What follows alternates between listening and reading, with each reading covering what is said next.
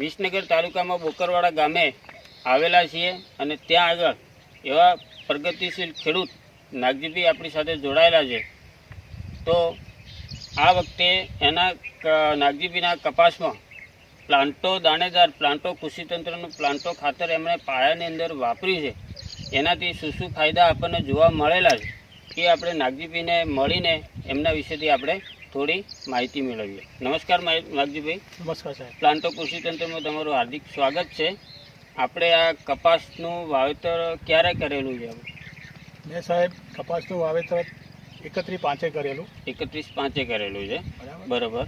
અને આમાં ખાતરમાં તમે જે વાપર્યું છે એમાં કયું ખાતર તમે આમાં કપાસનું વાપરેલું છે? પાયામાં સાહેબ કપાસ વાવતી વખત પાડીમાં જ અમે પ્લાન્ટો વાપરેલું. પાળીમાં જ કપાસ વાવતી વખતે પ્લાન્ટો વાપરેલું છે. 1.5 વીઘો જમીન છે મારી હારીએ, બરાબર. એમાં 1 બેગ આપેલી. 1.5 વીઘા જમીનમાં તમે 1 બેગ પ્લાન્ટોની વાપરેલી છે, બરાબર. બીજા કોઈ ખાતરો? બીજું કોઈ ખાતર નથી આપ્યું. બીજા કોઈ ખાતરો વાપરેલું? કોઈ નહીં. ખેડૂત મિત્રો, તમે જોઈ શકો છો કે 1.5 વીઘો જમીન છે નાગજીભાઈને, અને એમણે પ્લાન્ટોની 1 બેગ પાયાની અંદર કપાસ વાવતી વખતે એમણે આપેલું છે. એમને બીજા કોઈપણ પ્રકારના ખાતરો આમાં ઉપયોગ કરેલા નથી. તો નાગજીભાઈ, તમે પ્લાન્ટોનું ખાતર જે વાપર્યું છે પાયાની અંદર અને બીજા ખાતરો નથી વાપર્યા, તો તમને કપાસમાં કેવું લાગે છે? રિઝલ્ટ બહુ સરસ છે સાહેબ. બરાબર. બીજું કે નાના હતા એટલે બધા ખેડૂતોને ઉધેવ આવતી હતી. ઉધેવની બી દવા નથી આપી. બરાબર. કોઈ સ્પ્રે આપ્યો જ નથી. કોઈ પણ પ્રકારનો સ્પ્રે આપ્યો નથી, કોઈ દવા આપી નથી. કોઈ દવા આપી નથી. બરાબર.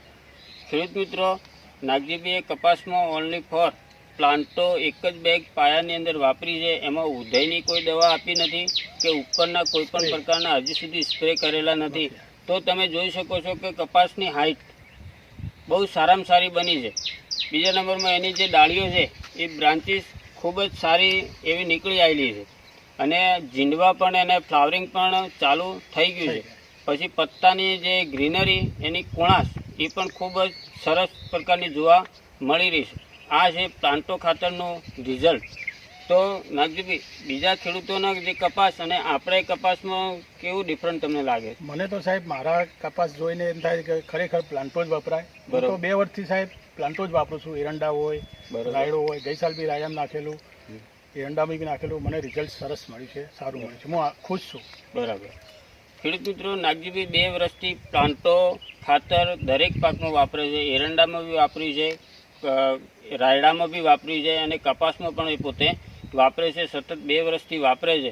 તો એમને ખૂબ સારા રિઝલ્ટો મળ્યા છે. બીજા ખાતરોનો ખર્ચા એમને બંધ કરી દીધા છે. પાયામાં પ્લાન્ટો ખાતર જ એ પોતે ઉપયોગ કરીને કોઈપણ પાક વાવતા હોય છે. તો ખૂબ સારું આપણને અહીંયા રિઝલ્ટ જોવા મળે છે. બીજા નંબરમાં પ્લાન્ટો ખાતર ઓર્ગેનિક બેઝ આવે છે, એટલા માટે જમીનમાં પણ સુધારો થાય છે.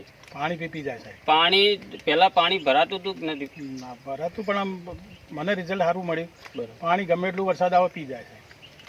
પાણી ગમે એટલું વરસાદ પડે છે છતાં જમીનમાં પાણી રહેતું નથી. પાણી બી જમીનમાં ઉતરી જાય છે. અને અત્યારે અમે હાલ ખેતરમાં ઊભા છીએ તો જોવા મળે છે કે જે અળસિયાની હગાર આવે છે ને, એ ખૂબ સારી અળસિયાની હગાર પણ આપણને ખેતરની અંદર જોવા મળે છે. તો એક મોટો ફાયદો હોય કે આપણી જમીનમાં પણ એ સુધારો આવે છે. તો આપણે કપાસનો આટલો સરસ રિઝલ્ટ આપણે જોઈને ખૂબ જ આનંદ થાય છે કે નાગજીભાઈએ ખૂબ સરસ કપાસ તૈયાર કરેલો છે, બરાબર.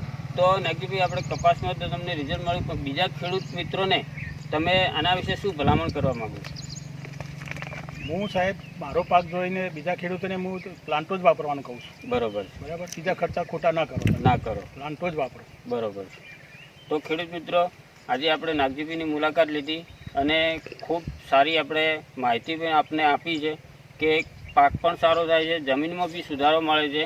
અને તમારે વિસનગર તાલુકામાં મહેસાણા આજુબાજુ કે બોકરવાડામાં તમારે પ્લાન્ટો ખાતર, પ્લાન્ટો કૃષિતંત્રનું પ્લાન્ટો દાણેદાર ખાતર જોતું હોય તો આપણે બોકરવાડાની અંદર હર્ષદભાઈનો એગ્રો આવેલો છે, વિનાયક એગ્રો. તો એમનો બી તમે કોન્ટેક કરી શકો છો. અને હર્ષદભાઈનો નંબર તમને નીચે નંબર પણ મળી જશે. એનાથી તમારે પ્લાન્ટો ખાતરની કોઈપણ જરૂરિયાત આ બાજુ મહેસાણા વિસનગરની આજુબાજુમાં તમારે જરૂરિયાત લાગે તો ચોક્કસ તમે કોન્ટેક કરો. વધારે નહીં, પણ પોતાના 1 વીઘાની અંદર પ્લાન્ટો ખાતર વાપરી પોતે જાતે અનુભવ કરી અને પછી બીજા ખેડૂત મિત્રોને તમે ભલામણ કરી શકો છો. આજે મળ્યા છે આપણે નાગજીભાઈને. ફરી નવા અને નવી વાત અને નવી વિચાર સાથે ફરી મળીશું. જય જવાન, જય કિસાન.